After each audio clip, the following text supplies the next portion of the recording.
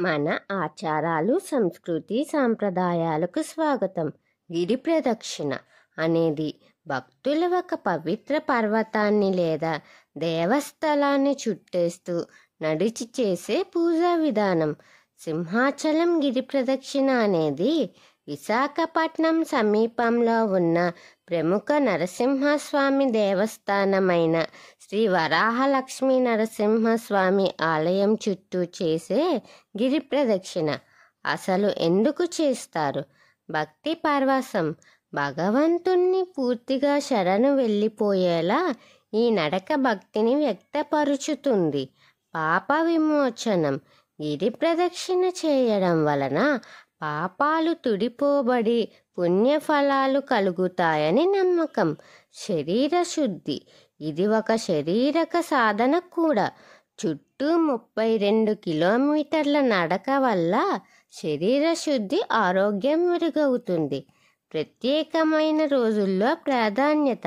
ముఖ్యంగా చైత్ర పౌర్ణమి రోజు సమయంలో లక్షలాది మంది భక్తులు వచ్చి ఈ గిరి ప్రదక్షిణను చేస్తారు.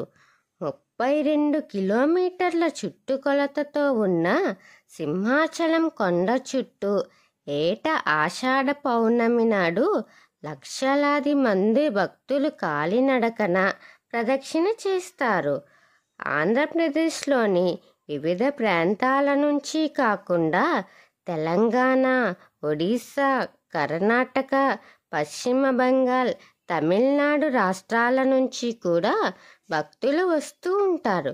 తొలి పావంచ వద్ద కొబ్బరికాయ కొట్టి గిరి ప్రదక్షిణను ప్రారంభిస్తారు. భజనలు చేస్తూ సింహ ఆకారంలో ఉండే ఈ కొండ చుట్టూ తిరుగుతారు. మధ్యలో సముద్ర స్నానాలు కూడా చేస్తారు. వందల సంవత్సరాలుగా ఈ గిరి ప్రదక్షిణ జరుగుతుందని సింహాచలం అర్చకులు చెప్పారు.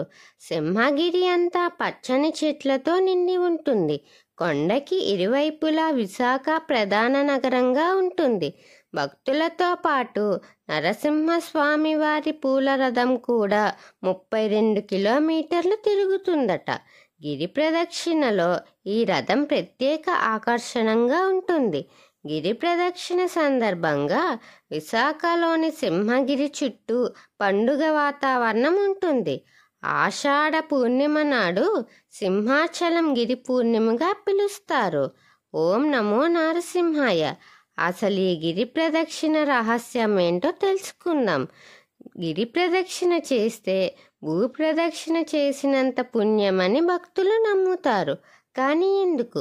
శ్రీమన్నారాయణుడు వరాహ నరసింహాల అవతారాల కలయికతో సింహగిరిపై వెలిశాడు. ఇక్కడ వరాహ రూపం శ్వేతవరాహం. ఇది వైవస్తవ మన్వంతరానికి అధిపతి శ్వేతవరాహ స్వామి.